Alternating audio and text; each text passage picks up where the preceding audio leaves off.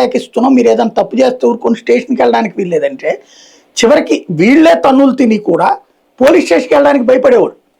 ఏది టీడీపీ కార్పొరేటర్ల తన్నులు తిని కూడా పోలీస్ స్టేషన్కి వెళ్ళడానికి భయపడేవాడు. ఎందుకు అంటే బాబు గారి దగ్గరికి వెళ్ళి వేరేగా వెళ్ళిపోతుంది ఆయనకి రిపోర్ట్ అనేది, అంత భయం ఉండేది. సొంత కార్యకర్త తప్పు చేయడానికి భయపడేవాడు, పోలీస్ స్టేషన్కి వెళ్ళి ఏదన్నా మా తరపున అని చెప్పడానికి భయపడేవాడు. అలాంటి స్టేజీ నుంచి 2014లో ఒక మార్పు వచ్చింది. ఏంటంటే మనోళ్ళని చూసి చూడనట్టు వదిలేయండి అనేది. ఇప్పుడు వచ్చేటప్పటికి మనోళ్ళు చెప్పినట్టు వినండి అనే స్టేజ్ వచ్చింది. ఇప్పుడు ఏంటయ్యా అంటే నేను ఇది 2000 ఆ టైంలో 2001 నుంచి 2004 దాకా నేను జెమిని రిపోర్టర్గా చేశాను. ఆ రోజుల్లో నేను చింతలపూడి దగ్గర అనుకుంటా చూసా ఫస్ట్ టైం. అంటే అప్పుడు రాష్ట్రంలో అంతా ల్యాండ్ ఆర్డర్ కంట్రోల్లో ఉండేది. చింతలపూడి దగ్గర అప్పుడు కోటగిరి ఆయన విద్యాసాగర్ విజయధర్రావు ఆయన ఉండేవారు.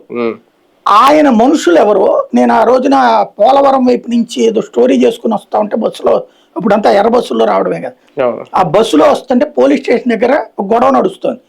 నా మీద అత్యాచారం జరిగితే కేసు పెట్టమంటే పెట్టరా, వ్యభిచారం కేసు పెడతారా, నన్నే బెదిరిస్తారా అని చెప్పేసి ఒక బయట గొడవ చేస్తాను. ఏంటని అమ్మాయిది ఇంటర్వ్యూ తీసుకుంటే ఇక్కడ అసలు పోలీస్ స్టేషన్ దగ్గర అదిగో ఆ ముగ్గురు చూడండి, వాళ్ళ ముగ్గురు టీడీపీ వాళ్ళు ఏ కేసు పెట్టమంటే అది పెడతారు, నా మీద ఈ దరిద్రుడు అత్యాచారం చేస్తేనన్నా